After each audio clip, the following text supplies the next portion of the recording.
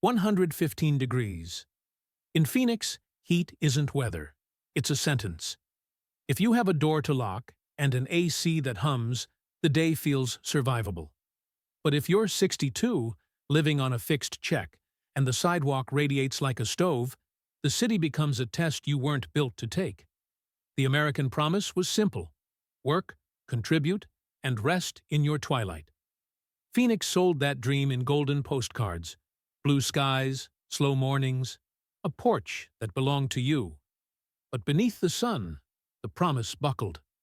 Tonight, among the tents and tarps, you'll spot the silver roofs. Elders who carried this country, now sleeping inches from asphalt hot enough to burn skin. How did we let that happen? The statistics don't whisper, they shout. Maricopa County just endured a record year: 645 heat-related deaths in 2023, the worst on record after years of climbing totals. The county's own report spells it out. 3 in 4 of these deaths happened outdoors. A rising share were people without stable shelter, the very folks most exposed when the mercury spikes day after day. Public health researchers and reporters call Phoenix the epicenter of a new American risk, where heat isn't just uncomfortable, it's deadly, especially if your cooling plan is a strip of shade that vanishes by noon. After last summer's crisis, city and state officials scrambled to redesign the playbook: more cooling centers, longer hours, even overnight space and security, because the old strategy wasn't enough. For seniors, risk multiplies. A body that survived decades of work doesn't regulate heat like it used to. Medications can make dehydration sneakier. Mobility is slower.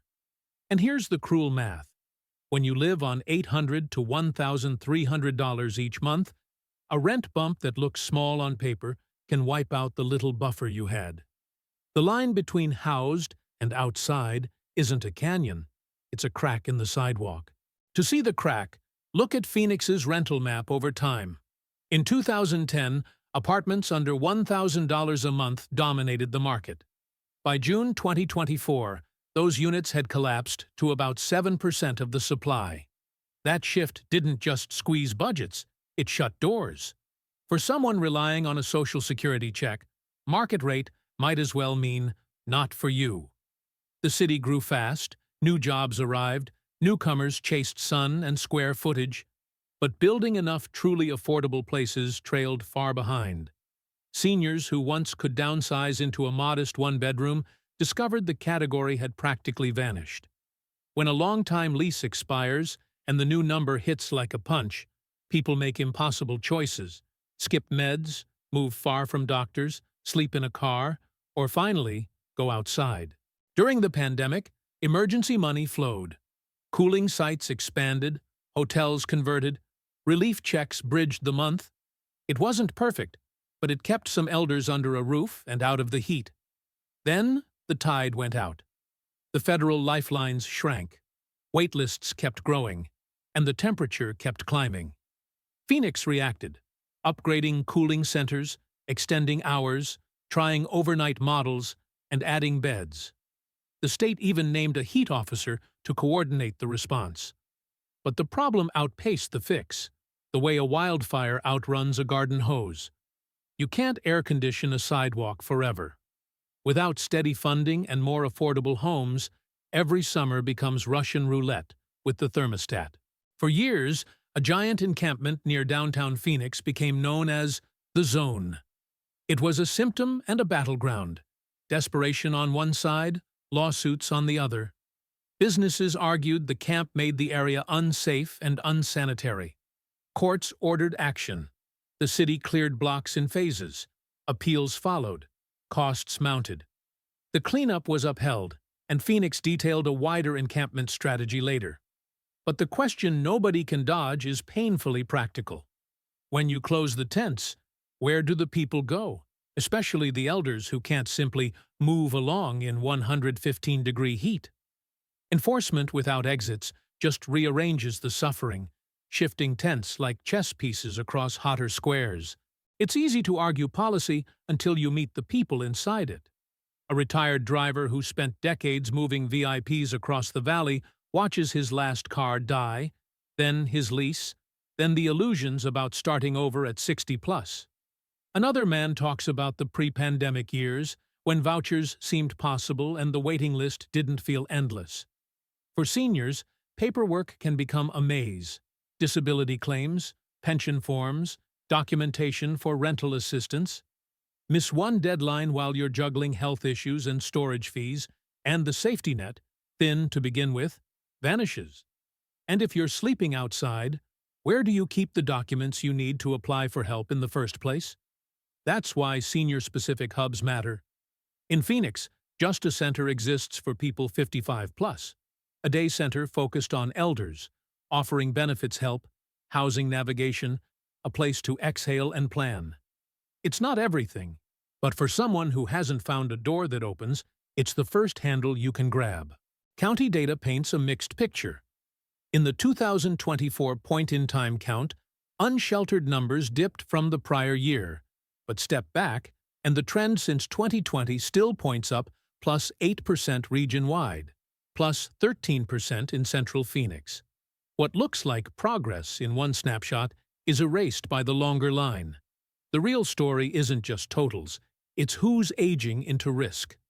Older adults are becoming a larger share of the crisis because they're priced out faster, recover slower, and face summers that are literally breaking records. If you track housing that seniors can actually afford, the pipeline looks thin where the need is thick. Some fixes show promise.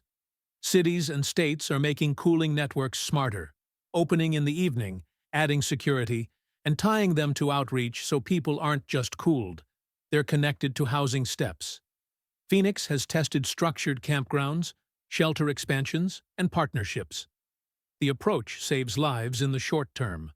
But cooling centers are a bridge, not a destination. To actually bend the curve for elders, you need boring, unglamorous supply. More homes pegged to senior incomes, more shallow subsidies that cover the last $200 to $400 of rent, and faster benefit processing, so people aren't losing housing while a form sits in limbo. Hotel conversions can help, but they must be funded long enough to matter.